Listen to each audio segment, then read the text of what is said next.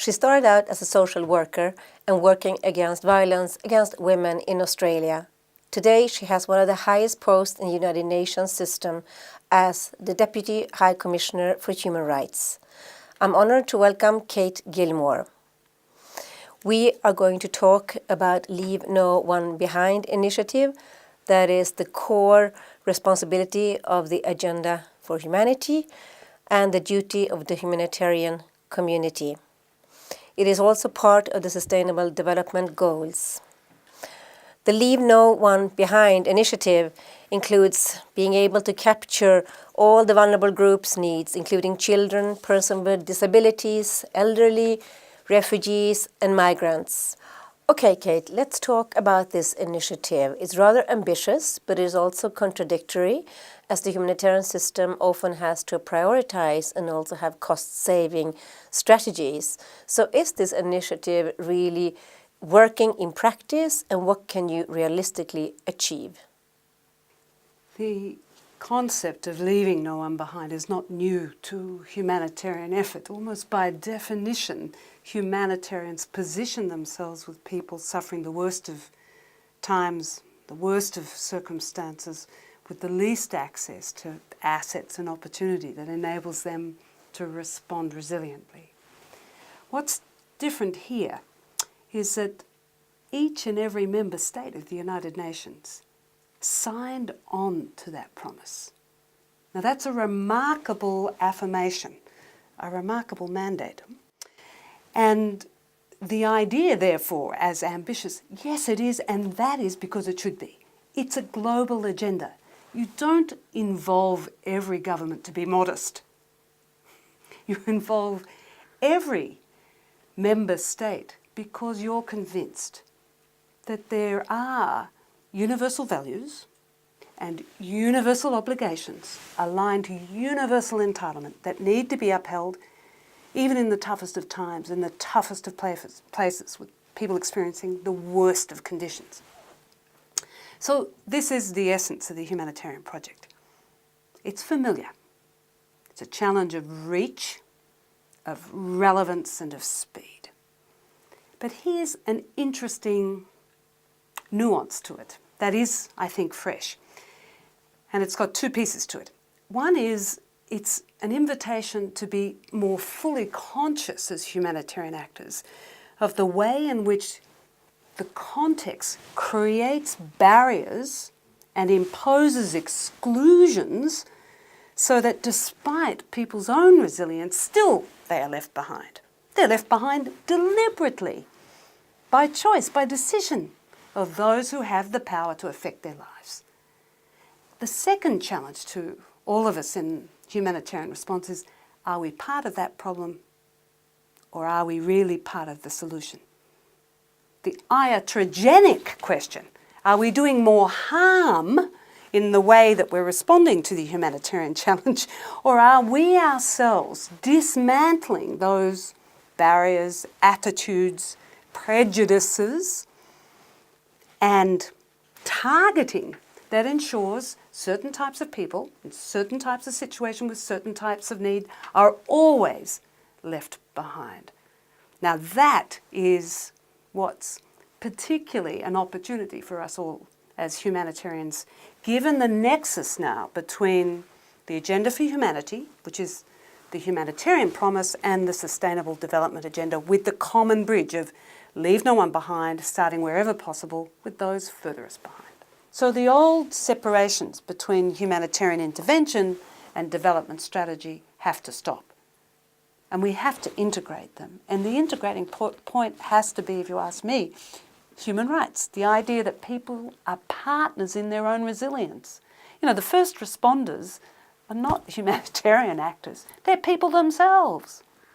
And our respect for them, our understanding how information, education and engagement can fundamentally shift the strength of a community's resilience, that we have to give much greater priority to. It can't just be all about us. It has to become centrally about them. And again, I would say this is leave no one behind. coming truly alive as a dynamic is shut no one up. Bring everyone in. Engage people and orient capacity to the people themselves. And that's truly the nexus. But there are numerous examples where people have been left behind, like in the Central African Republic, in Sri Lanka, in Syria, in Myanmar. Can you see any good examples where humanitarian work and human rights have been integrated and where it actually has given good results? There are a number of settings. Myanmar, Ukraine, even Syria, Palestine, where the fundamentals of human rights contribution to the larger humanitarian family are paying off. Identification of the specificities of needs of certain groups of people at humanitarian risk and suffering.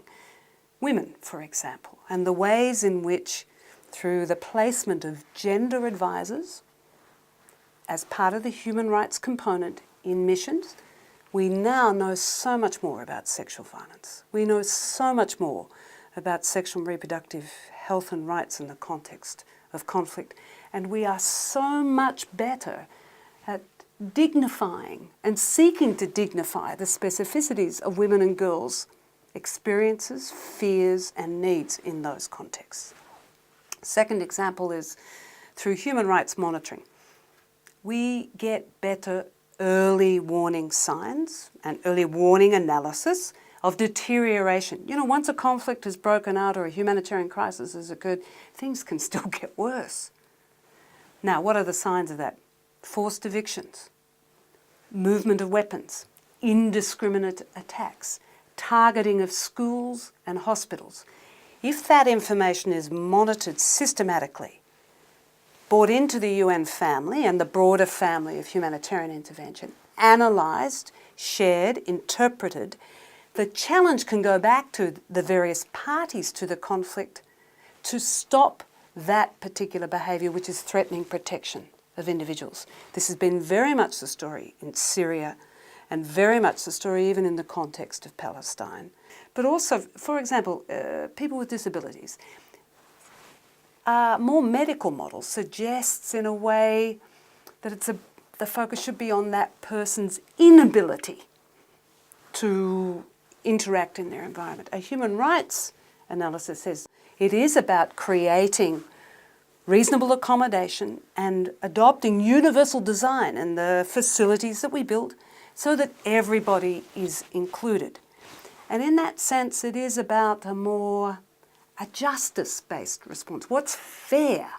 Not just what's needed, but what is fair. And that's what good human rights practice asks. And it can enrich and dignify.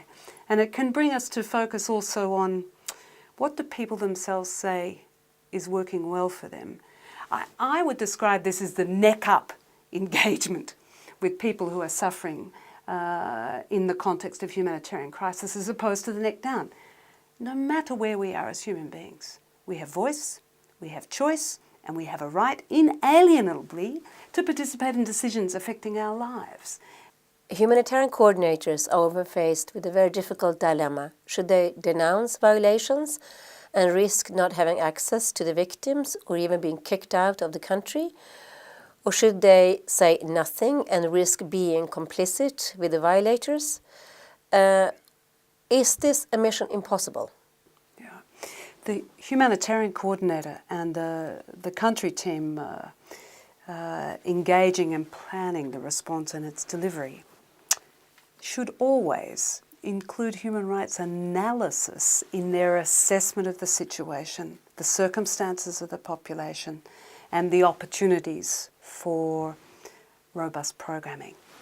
Analyse the legal frameworks, the jurisdiction in which the community exists, the obligations on the part of the host government where the host authorities exist. Analyse their circumstances according to factors that are only illuminated if you ask human rights questions. Are certain parts of the population being targeted? Analyse it. Are certain choices being made by the local authorities? Forcible evictions, disappearances, intimidation of community leaders. Analyse that, assess the scale, its patterns and its trends, and look at it through the lens of international standards. That can then inform programming, preventative action by the country team, and can also provide evidence that the rest of the United Nations system needs to appreciate better where the levers for change are. Humanitarian coordinators with teams need to take a stand that rights matter. Not because they're in law, but because the dignity of those whom we're seeking to serve, people themselves, matters enormously. And people have rights, always, without exception, in all circumstances. But if we get that information and we can make it available to our political authorities inside the UN, then you have a way of switching on the assets of the UN to support your programming endeavours. You can use, for example, the affected countries' Universal Periodic Review recommendations that the government has already accepted to remind them of the promises they've made and encourage them to apply, to uphold those promises.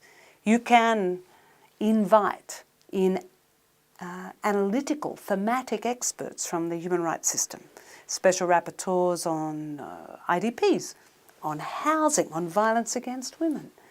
They can come and provide you a way of naming situations that otherwise is difficult for those in country to name, but also their reports can give you analytical strength as you seek to position evidence-based programming. And with that evidence, you can also then advise the routine of regional reviews, the deputies and executive committee that the Secretary-General has put in place to ensure that the system at least understands the reality on the ground. When we don't analyse, we cover up. When we don't share information, we're silent. And when we don't speak up, at least inside, we're at risk of being complicit. But are you sure they would speak out about violations if they risk being kicked out of the country? So what can the humanitarian coordinators and their teams in the field actually do concretely? How do they deal with this trade-off? They don't need to make a trade-off. They have a whole system at their disposal. If it's not possible to safely and constructively use the information that you've gathered that reveals patterns of human rights abuses and violations, to use that information directly with the authorities concerned, talk to headquarters. Talk to other people in the human rights system. Talk to officials from other UN agencies. The critical thing is not in the first instance with whom you share the information. The vital thing is that you have the information. Create for yourself the problem of, I now know what is deliberate, what is targeted, the way in which even humanitarian response is being weaponised, and we've seen this in theatre after theatre. I've documented it. I've had colleagues come and help me do that. Make the question, who needs to know and who can make a difference? And ensure that your own ethical responsibility to be part of a speaking out chain of action rather than a pipeline of silencing and suppression is where you're headed. You don't have to be the one to speak out. High Commissioner for Human Rights can speak out. Special envoys can speak out. Other member states can speak out. But not if they don't know the facts. And I think we underestimate the value of that documentation, that analysis of the ways in which people's rights are being abused. We underestimate that in terms of its role in protection. That's what Human Rights Up Front was trying to say. Look, if we sit on information rather than feed it into the pipeline where it can join other information and we can analyse what power is doing in a crisis, if we sit on that, we become part of the problem. It's not just a question of medicine, tents and food, as essential as that is. It is also the dignity and indignities to which people are being subjected and the way they're being targeted. That is also our business. So The human rights obligation at this point is to capture the stories, the evidence, the testimony, verify and corroborate of what has happened to people. With the cooperation of humanitarian coordinators and humanitarian country teams where relevant, that business of dignifying people by virtue of not pretending their suffering didn't occur, that's a humanising act, and that's critical for leaving no one behind. Thank you very much, Kate Gilmore. Thank you.